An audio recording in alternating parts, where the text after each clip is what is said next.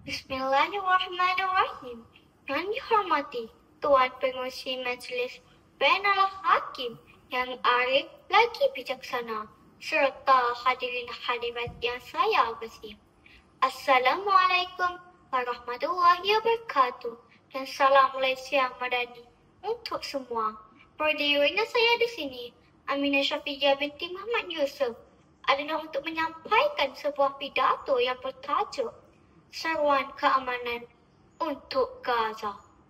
Hadirin yang dikasihi, apabila disebut tentang keamanan sebuah negara, maka muncullah dalam fikiran kita tentang kebebasan rakyat dalam mencapai kehidupan yang sejahtera.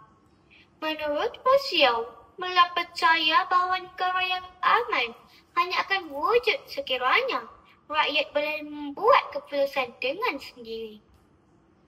Jadi, adakah Gaza sedang mencapai keamanan? Wahai kawanku sekalian, semestinya tidak. Penduduk Gaza langsung tidak diberi peluang untuk menentukan nasib hidup mereka secara bebas. Mengapakah kawan-kawan?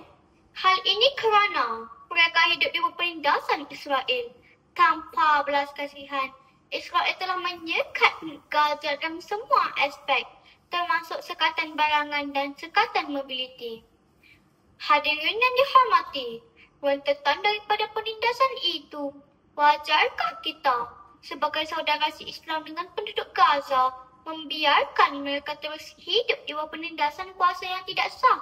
Tidakkah Nabi Muhammad SAW pernah bersabda yang bermaksud perumpamaan bagi orang-orang mukmin dalam kasih sayang, belas kasihan dan simpati antara satu sama lain seperti satu tubuh.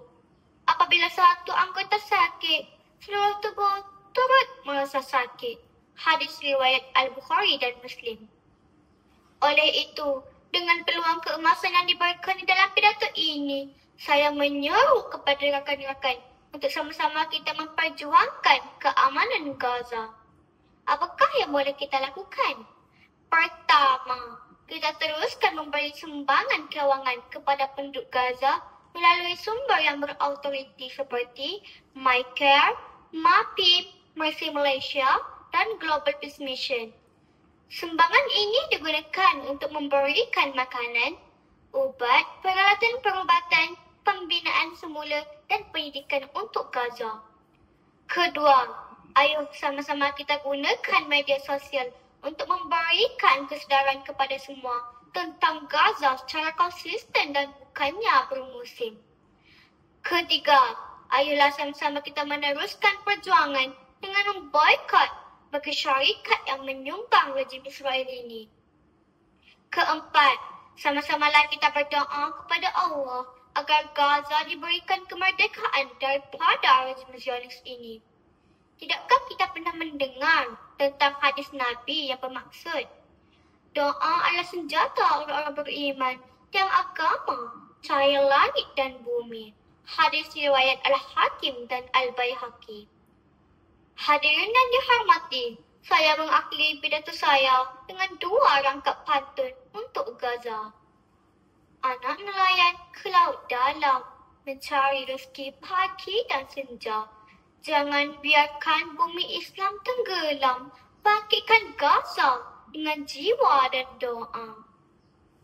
Meniti titian menuju cahaya, berpegang harap tak pernah putus. Gaza bukan hanya cerita derita, tapi lambang umat yang tak pernah tunduk. Sekian sahaja daripada saya. Demi Gaza, kita berjuang. Wabillahi taufiq wa hidayah. Wassalamualaikum warahmatullahi wabarakatuh. Solidariti untuk Palestin. Sekian, terima kasih.